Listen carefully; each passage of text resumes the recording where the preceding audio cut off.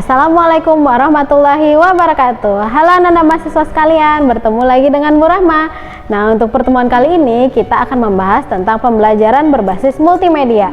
Sebab yang pertama yang akan kita bahas adalah multimedia.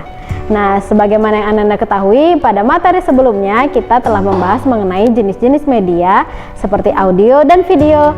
Nah, pada pembahasan kali ini kita akan membahas mengenai literasi dari multimedia. Multimedia berasal dari dua kata, yakni multi dan media, di mana multi artinya banyak dan media artinya saluran, sehingga dapat dipahami bahwa multimedia adalah saluran untuk menyampaikan informasi dengan banyak cara. Agar dapat meliterasikan multimedia, maka siswa harus mengetahui dan menginterpretasikan media dari berbagai format, baik itu tulisan, video, audio, dan juga visual. Dalam membaca dan memahami format media, siswa haruslah mampu berpikir kritis agar dapat menganalisis dan memahami pertanyaan dari berbagai pesan yang terdapat dalam media yang digunakan. Dalam menggunakan multimedia, metode umum yang digunakan adalah menggunakan kit multimedia.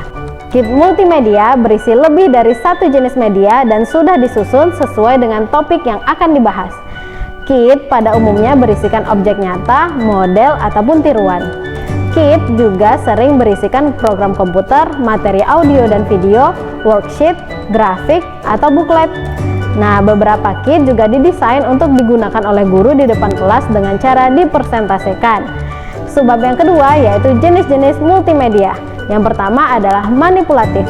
Manipulatif adalah objek yang dapat dilihat dan ditangani dalam suasana belajar.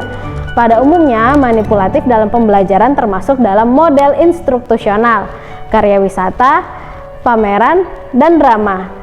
Manipulatif mampu menarik perhatian dan mendorong pembelajaran dengan cara memancing keingintahuan siswa. Terdapat 3 jenis manipulatif, yakni objek nyata, model, dan bentuk tiruan atau biasa disebut dengan maket. Kita masuk yang pertama, objek nyata. Objek nyata seperti koin, peralatan, tanaman, dan hewan, di mana sebagian besarnya mudah untuk didapatkan. Yang kedua ada model. Model adalah representasi dari 3 dimensi dari objek yang nyata. Model bisa saja berukuran lebih besar atau lebih kecil atau bahkan berukuran sama persis seperti objek aslinya. Nah, model biasanya dibuat sedetail mungkin atau sesimpel mungkin tergantung dari tujuan model tersebut dibuat. Nah, model mampu memberikan pengalaman belajar yang tidak bisa diberikan oleh objek nyata atau objek aslinya.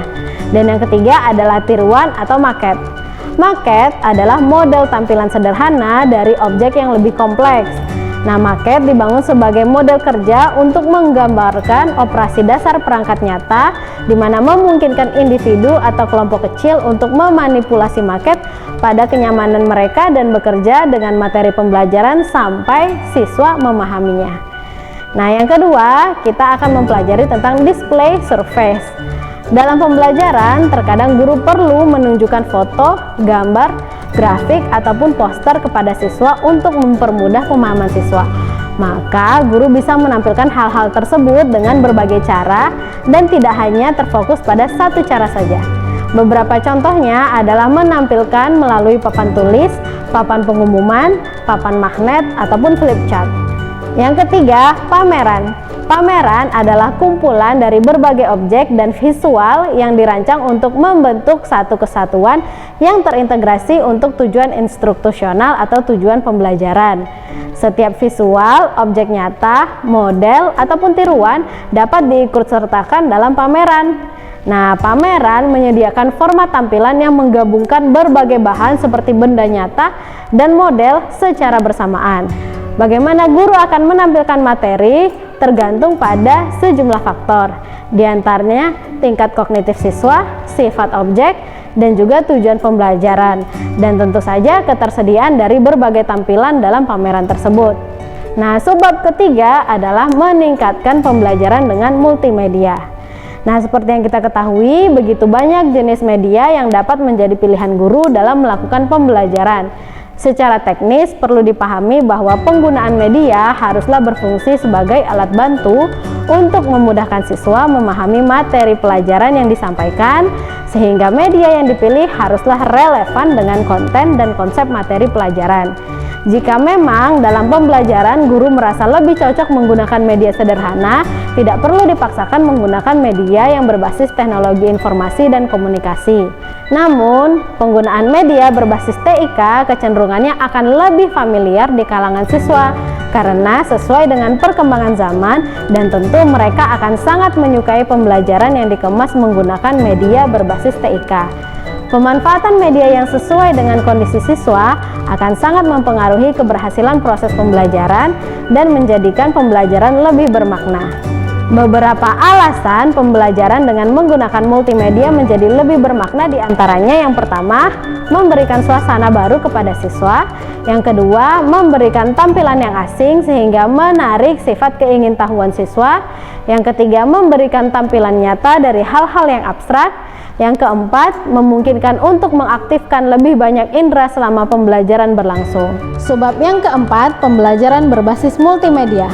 Fenrich dalam Munir tahun 2013 menyimpulkan keunggulan multimedia pembelajaran diantaranya yang pertama, siswa dapat belajar sesuai dengan kemampuan, kesiapan, dan keinginan. Yang kedua, siswa belajar dari tutor yang sabar seperti komputer yang menyesuaikan diri dengan kemampuan siswa. Yang ketiga, siswa akan terdorong untuk mengejar pengetahuan dan memperoleh umpan balik yang seketika. Yang keempat, siswa mengenal perangkat teknologi informasi dan komunikasi. Yang kelima, memberikan pengalaman baru bagi siswa. Yang keenam, mengikuti perkembangan ilmu pengetahuan dan teknologi.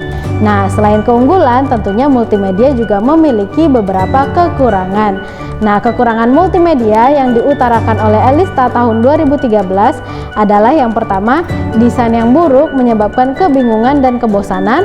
Yang kedua, tuntutan terhadap spesifikasi komputer yang memadai. Dan yang ketiga adalah kendala bagi orang dengan kemampuan terbatas ataupun disable.